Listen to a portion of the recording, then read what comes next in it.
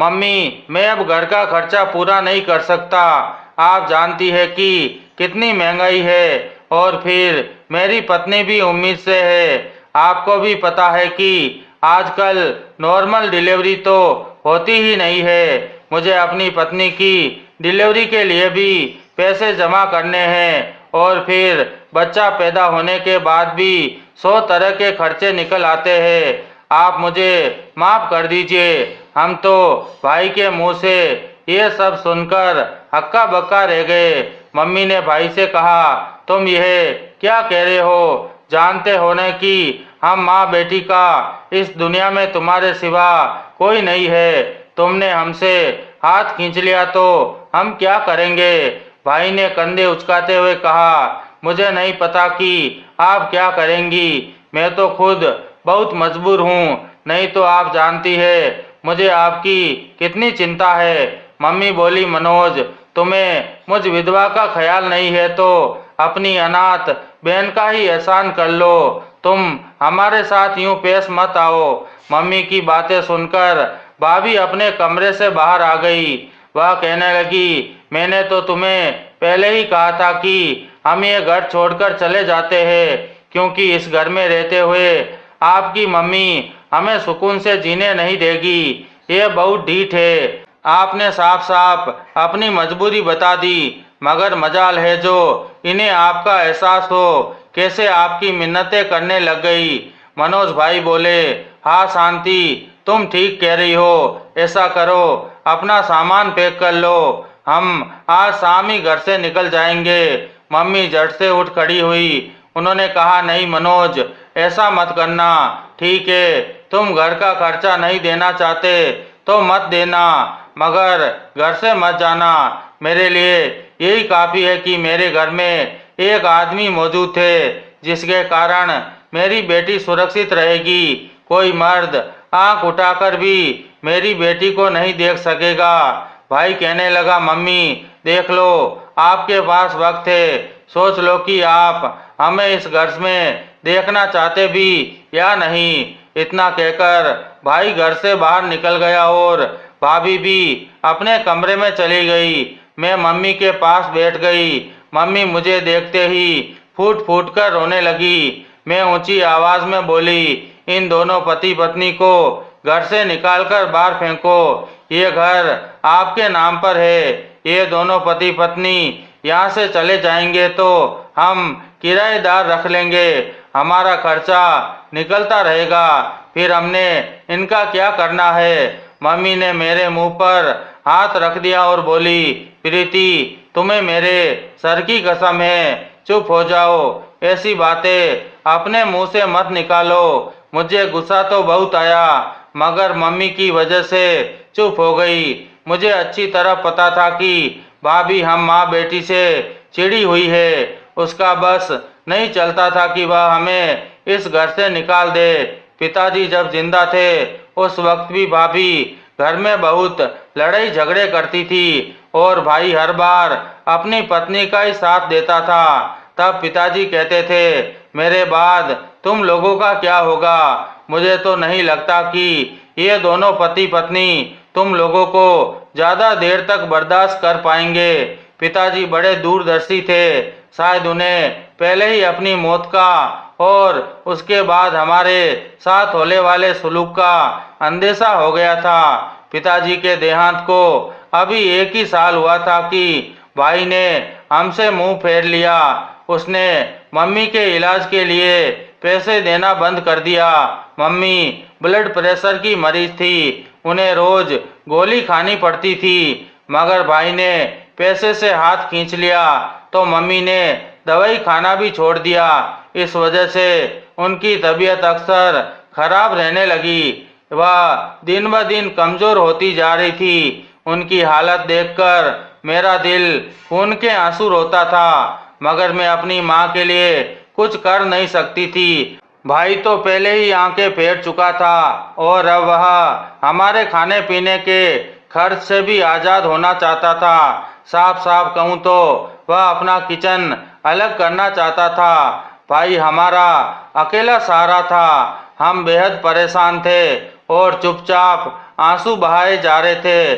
शाम तक हम वहीं बैठे अपनी परेशानी में गुम थे।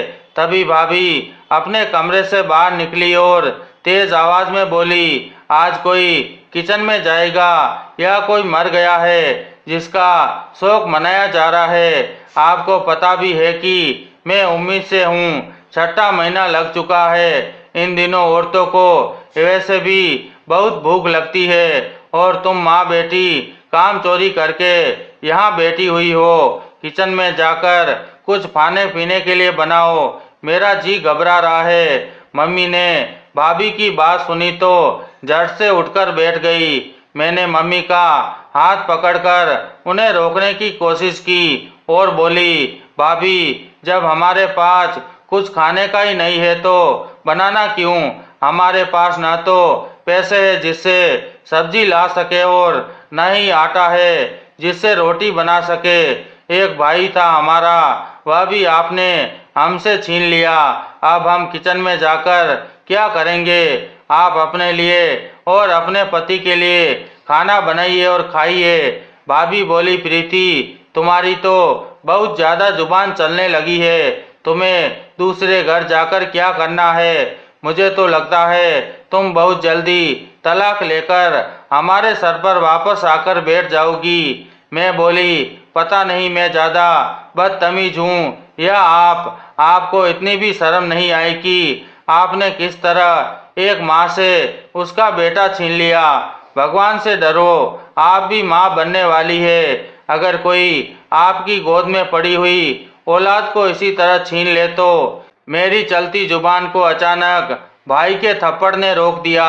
मुझे मालूम ही नहीं था कि भाई घर में आ चुका है। उसने मेरी बातें सुनी तो खुद पर काबू न रख पाया और आते ही मेरे मुंह पर थप्पड़ जड़ दिया। मैं कांप कर रह गई।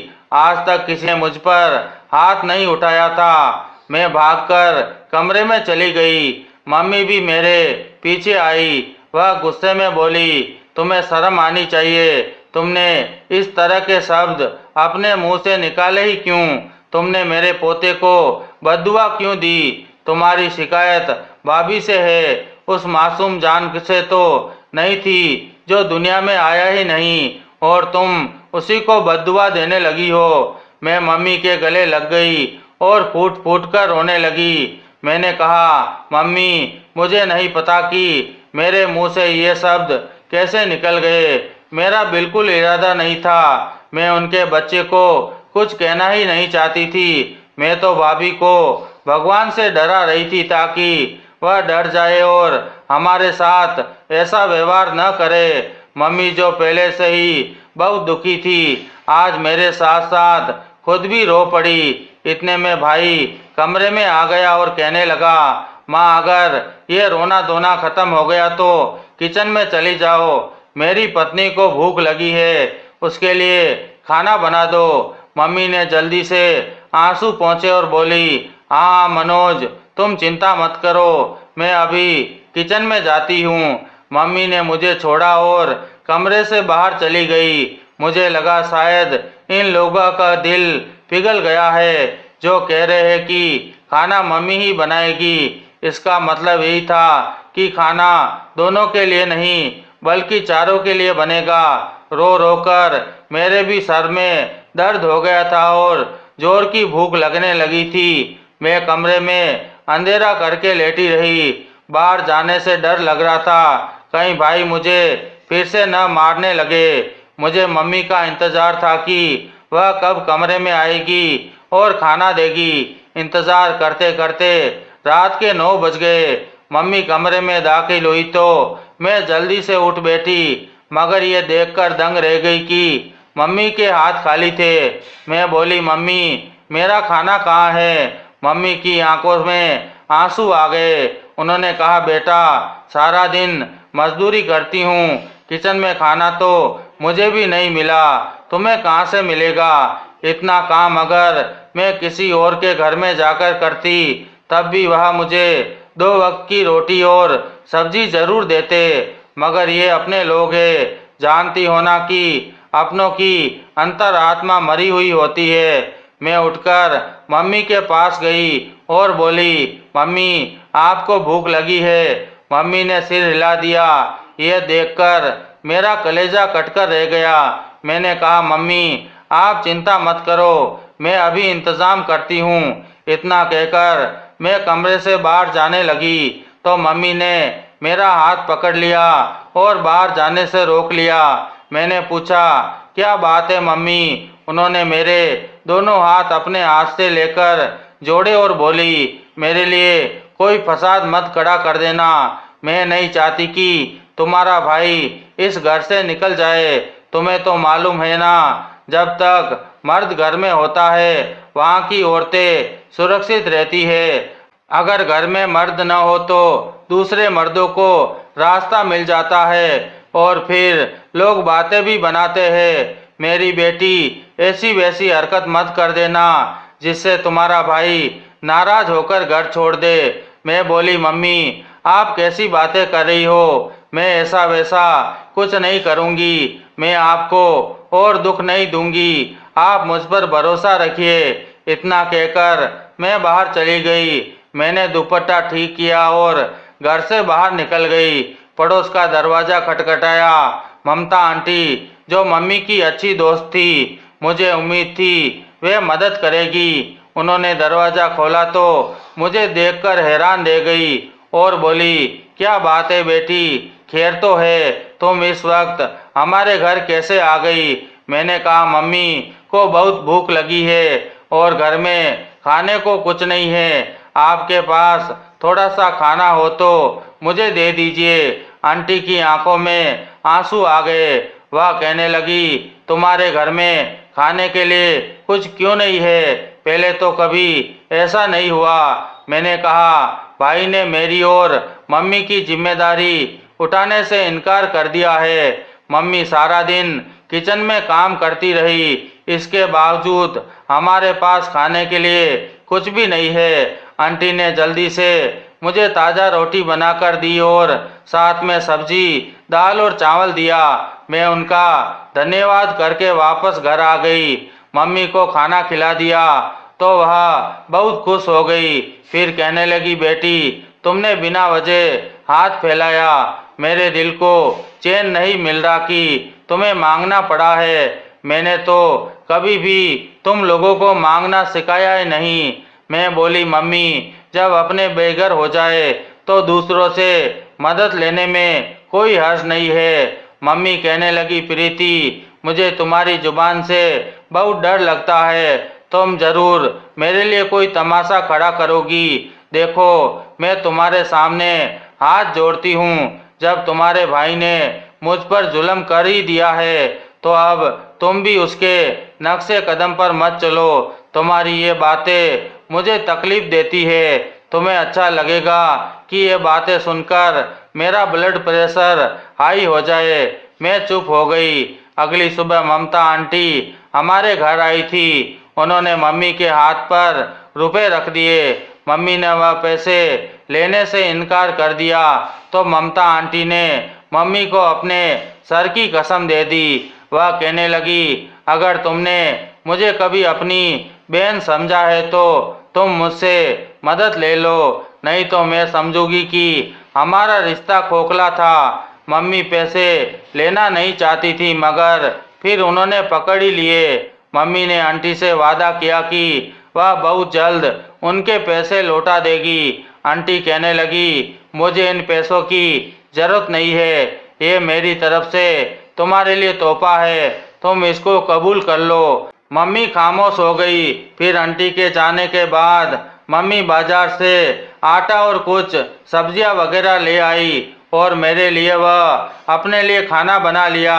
भाभी भूख से कमरे में पड़ी इसी इंतजार में थी कि खाना बनने के बाद ट्रे में रखकर मेरे सामने लाया जाएगा। मैंने मम्मी से कह दिया, दुनिया इधर की उधर हो जाए, आप भाभी को खाना बिल्कुल भी मत दीजिए।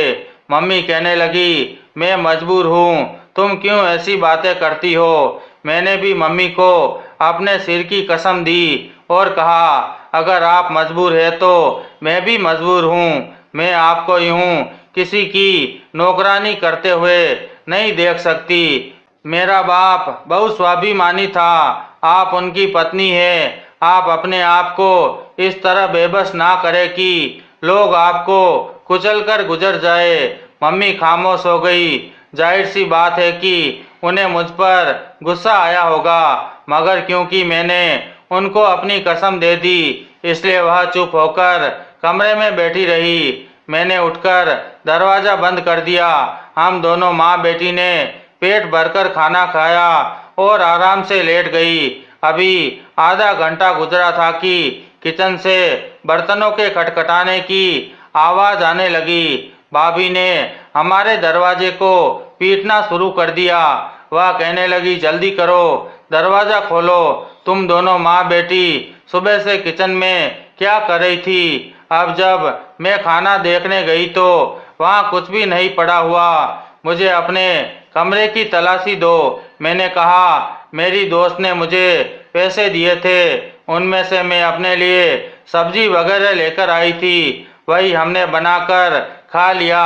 अब अपने पति की लाई हुई कमाई से खा लो। भाभी कहने लगी, तुम लोगों को पता है ना कि मेरी हालत ऐसी है कि मैं काम नहीं कर सकती, फिर मुझसे किस चीज़ की जिद लगा ली है। मैं बोली, अगर आपकी ये हालत है और आप काम नहीं कर सकती तो आपको नहीं लगता कि आपको इस हालत में भगवान से डरना चाहिए। मम्मी ने मुझे चुप रहने का इशारा किया तो मैं जाकर बिस्तर पर लेट गई। भाभी ने जल्दी से भाई को फ़ोन करके घर बुला लिया। अब भाई भी हमारा दरवाज़ा पीट रहा था। वह कहने लगा, मम्मी जल्दी से कमरे का दरवाज़ा खोलो। मम्मी मेरी तरफ देख रही थी। मैंने सिर हिलाकर इशारा किया कि आप दरवाज़ा मत खोलिए, मगर भाई ने इतना जोर डाला कि मम्मी को मजबूरन दरवाज़ा खोलना पड़ा। मम्मी ने जैसे ही दरवाज़ा खोला, भाई गुस्से से कमरे में दाखिल हुआ और मेरे मुंह पर थप्पड़ मार दिया। वह कहने लगा, मुझे पता है कि मेरी माँ तो ऐसी औरत है ही नहीं कि वह अपनी बहू के साथ जिद करे। तुमने ही मेरी माँ को बहकाया होगा। मैं तुम्हें समझा रहा हूँ, इस घर में फसाद मत करो, नहीं तो किसी भी राह चलते इंसान के साथ तुम्हारी शादी करके इस घर से निकाल दूंगा। आज भाई ने थप्पड़ मारा तो मैं अपने होश खो बैठी। मैं बोली, आपको शर्म आनी चाहिए, अपनी पत्नी के पीछे लग गए हैं। आपको तो अपनी जिम्मेदारी का एहसास ही नहीं रहा। क्या कोई इतना बेगैरत होता है कि बाप के मरने के बाद माँ के मुंह से खाने का निवाला भी छीन ले? इससे तो अच्छा है कि आप ये घर छोड़कर चले जाए, मगर आप में गैरत कहाँ है? आप तो बेगैरत है। मेरी बात सुनकर भाई ने एक बार फिर मुझे थप्पड़ मारा, जबकि मम्मी चुपचाप खड़ी तमाशा देखती रही। मैं गुस्से से बोली, मम्मी आप मेरे लिए क्यों नहीं बोलती? लगता है आप भी अपने बेटे के साथ मिली हुई है। मुझे इस घर में नहीं रहना। इतना कहकर मैंने अपना छोटा सा बैग निकाला और घर से बाहर निकल गई। मेरे पीछे ही मुझे किसी के कदमों की आहट सुनाई दी। मैंने पीछे मुड़कर देखा तो मम्मी आ रही थी। वह रो भी रही थी। मुझसे कहने लगी, देखा वही हो गया जिसका मुझे डर था। हम दोनों बेघर हो गए, अब हम कहाँ जाएंगे? मैंने कहा, आपको मेरे पीछे आने की जरूरत नहीं है। वह घर जो आप छोड़कर आई है वह आपके पति का है। वह मरने से पहले आपके नाम कर गए थे। उन दोनों को घर से निकाले और आप अपने घर पर जाकर बैठे। जहाँ मेरी मर्जी होगी मैं चली जाऊंगी। मम्मी कहने लगी, मैं अपनी जवान बेटी को भटकते हुए नहीं देख सकती। मुझे बताओ तुम कहाँ जा रही हो? मैंने जवाब नहीं दिया तो मम्मी रोने लगी। कहने लगी, हे भगवान, इस जिंदगी से तो अच्छा है कि तुम मुझे मौत दे दे। मम्मी की बात सुनकर मेरा दिल दुखा, इसने मैंने जल्दी से उनका हाथ पकड़ लिया और बोली, ऐसी बातें ना करे, आपको भगवान की सौगंध है। फिर मम्मी कहने लगी, अच्छा मुझे बताओ कहाँ जाने का इरादा है? मैं बोली, मौसी के घर जा रही हूँ। मेरी बात सुनकर मम्मी के होठों पर मुस्कुराहट आ गई। कहने लगी, मुझे दुख मिला था तो मुझे अपनी बहन का ही ख्याल आया। चलो शुक्र है तुम उसके घर जा रही हो, वह हमें अपने घर में जगह दे देगी। हम दोनों माँ बेटी मौसी के घर चली गई। मेरी मौसी दूसरे शहर में रहती थी। वह बहुत ही अच्छी तबीयत की मालिक थी। हमने उसके घर जाकर अपने सारे हालात बता दिए। मौसी ने हमें खुले दिल से अपने घर में जगह दी। मौसा भी बहुत अच्छे इंसान थे। उन्होंने हमारे आने पर किसी तरह की आपत्ति नहीं जताई, बल्कि वह तो कह रहे थे, आप लोगों का घर है, जिस तरह चाहे मर्जी से रहो, जो चाहे मर्जी खाओ पियो। मेरी मौसी नर्स थी। वह सुबह सवेरे ही घर से निकल जाया करती थी और घर के काम के लिए उन्होंने नौकरानी रखी हुई थी। यहाँ मैं और मम्मी बहुत चैन से रह रहे थे। हमें यहाँ आए हुए 2 हफ्ते हो गए थे कि मौसी की अचानक तबीयत खराब होने लगी। मैं उनकी वजह से बहुत परेशान थी। मौसी ने कहा, परेशान होने की जरूरत नहीं है, ये मौसमी बुखार है, जल्दी उतर जाएगा। मगर मौसी को इस बात की परेशानी थी कि इन दिनों अस्पताल में बहुत भीड़ थी और उन्हें छुट्टी नहीं मिल रही थी। मौसी को कह दिया गया कि अगर आपने छुट्टी ली तो समझो इस नौकरी से हाथ धो बैठोगी। मौसी नौकरी नहीं छोड़ना चाहती थी क्योंकि उनको कोई औलाद नहीं थी। वह कहती थी, अस्पताल जाती हूँ तो मेरा दिल लगा रहता है, घर में रह रह कर तो दीवारों को तक तक कर बोर हो जाती हूँ। वह परेशान थी कि अब क्या होगा। तब मैंने कहा कि अगर आप इजाज़त दे तो आपकी जगह पर मैं अस्पताल चली जाया करूँगी। मौसी को मेरा मशवरा अच्छा लगा। वह कहने लगी, ठीक है, मैं डॉक्टर से बात करूँगी, अगर वह इजाज़त दे दे तो तुम चली जाया करो।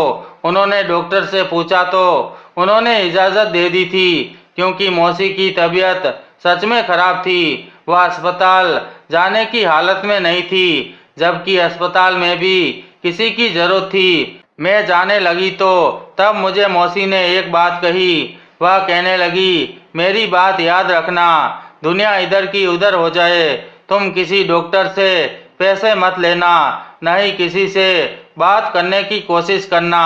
मैंने मौसी की बात को पल्लू से बांध लिया और अस्पताल जाने लगी। मैं अपने काम से काम रखती थी। एक सीनियर नर्स थी जो मुझे काम बता दिया करती थी। मुझ पर ज़्यादा काम का बोझ नहीं था क्योंकि मैं इस काम में कोरी थी। बस मुझे मरीजों का ख्याल रखने को कहा जाता और जैसे ही किसी मरीज की हालत बिगड़ने लगती तो मैं वहाँ डॉक्टर या किसी दूसरी नर्स को बुला लाती। यूं ही काफ़ी दिन गुजर गए। मैंने किसी से भी बात नहीं की थी। एक दिन कम उम्र के और सुंदर सी नर्स मेरे पास आकर बैठ गई और कहने लगी, तुम बहुत उदास लग रही हो, ऐसा लगता है तुम किसी वजह से परेशान हो। मैंने उसे सारी बात बता दी। ना जाने आज मेरे दिल को क्या हुआ था कि मैं खुद पर काबू ही न रख सकी और अपने सारे गुजरे हालात उसके सामने खोलकर रख दिए। वह उदास हो गई और कहने लगी, ये छोटी मोटी नौकरी छोड़ दो। जो लड़कियां अपने पैरों पर खड़ी होती है वह बहुत मजबूत होती है, बल्कि ऐसे क्यों ना करे कि जब तक तुम्हारी मौसी अस्पताल नहीं आती तुम थोड़ा बहुत अपना कमा लो।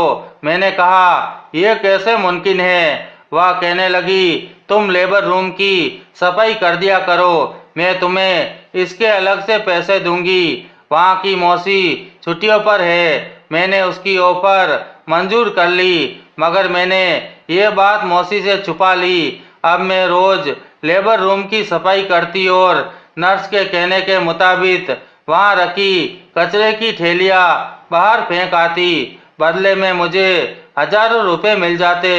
यूं ही एक हफ्ते में 8,000 रुपये जमा कर चुकी थी। जरा से काम के बदले मुझे ऐसे पैसे मिल रहे थे, मगर मैं ये सोचने पर मजबूर थी कि आखिर इन थैलियों में ऐसा क्या होता है कि वह नर्स मुझसे सबसे छुपकर काम करने को कहती है।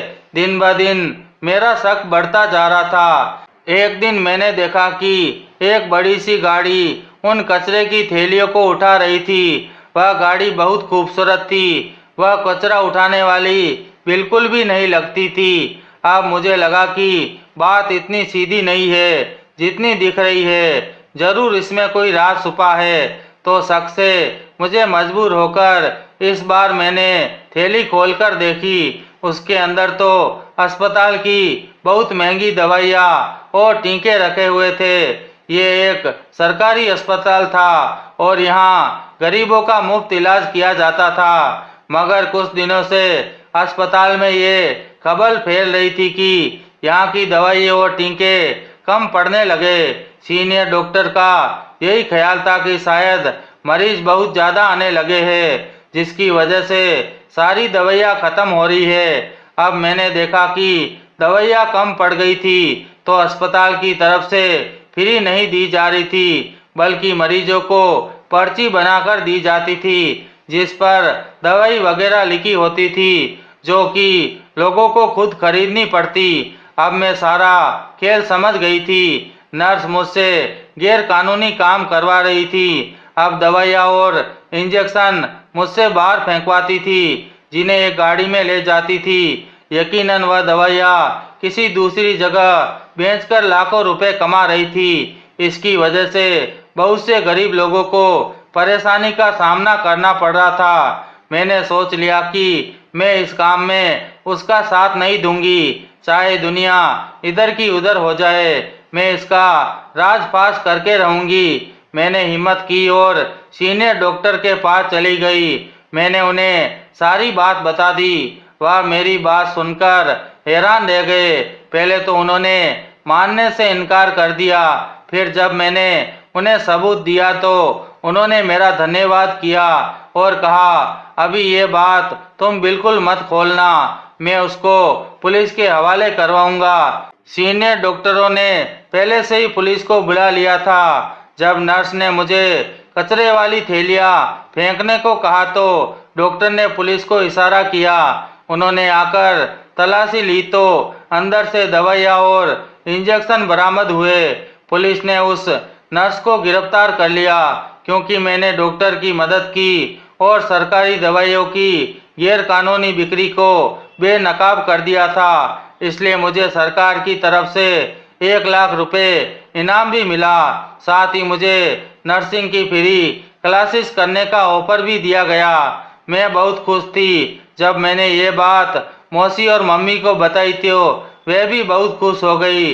फिर मम्मी ने कहा, अब हम वापस अपने घर चले जाते हैं। हमारे पास इतने पैसे जमा हो गए कि हम आराम से गुजारा कर सकते हैं। अब तो मौसी भी ठीक हो गई थी, इसलिए वह वापस अस्पताल जाने लगी। हम भी अपने घर वापस आ गए। मुझे मेरे शहर में नर्सिंग की फ्री क्लासेस दी जाने लगी। भाई और भाभी हमारे आने पर बहुत परेशान थे। भाभी के आखिरी दिन चल रहे थे, मगर वह फिर भी हमारे साथ जुबान चलाने से बाज नहीं आती थी। लेकिन क्योंकि मैं अपना काम करती थी इसलिए मुझे उनकी परवाह नहीं थी। मम्मी ने भी भाई को साफ साफ कह दिया था, मनोज, अगर तुम घर छोड़कर जाना चाहते हो तो मेरी तरफ से चले जाओ, अब मुझे तुम्हारी जरूरत नहीं। भाई ये सुनकर घबरा गया क्योंकि इतनी महंगाई में घर का किराया देना आसान बात नहीं है। इसलिए वह मासूम बनने लगे और मम्मी से माफ़ी मांगने लगे। मुझे समझ आ गया कि उन्होंने पहले घर छोड़ने का नाटक सिर्फ इसलिए रचाया था ताकि उन्हें हमारे खर्चे ना उठाना पड़े, जबकि घर छोड़ने का उनका कोई इरादा नहीं था। कुछ समय बाद मैं अपनी कमाई करने लगी तो मेरे भाई और भाभी मेरे सामने पीछे हो गए। मैंने भी उन्हें माफ़ कर दिया क्योंकि मेरी ज़िंदगी में अब किसी चीज़ की कमी नहीं थी। मेरे ख्याल में अगर कोई हमारे साथ बुरा करे और हम उसे माफ़ कर दे तो ये उन पर एहसान नहीं होता बल्कि हमारा खुद पर एहसान होता है, क्योंकि इस तरह हम खुद को मन से साफ कर लेते हैं। मेरी मम्मी ने भी उन दोनों को माफ़ कर दिया था और मैंने भी अब घर के लिए मैंने नौकरानी रख ली थी जो सारे काम काज कर जाती थी। भाभी भी बड़ी शर्मिंदा सी फिरती थी, वह तो हमसे नजरें मिलाने के काबिल भी नहीं थी। खैर मैं और मम्मी अब अपनी जिंदगी में खुश है और हमें किसी के एहसान की कोई ज़रूरत नहीं। तो दोस्तों बताइए, क्या मुझे भाभी और भैया को माफ़ करना चाहिए था या नहीं? अपनी राय कमेंट बॉक्स में ज़रूर दीजिएगा। तो मिलते हैं एक नई कहानी के साथ। धन्यवाद।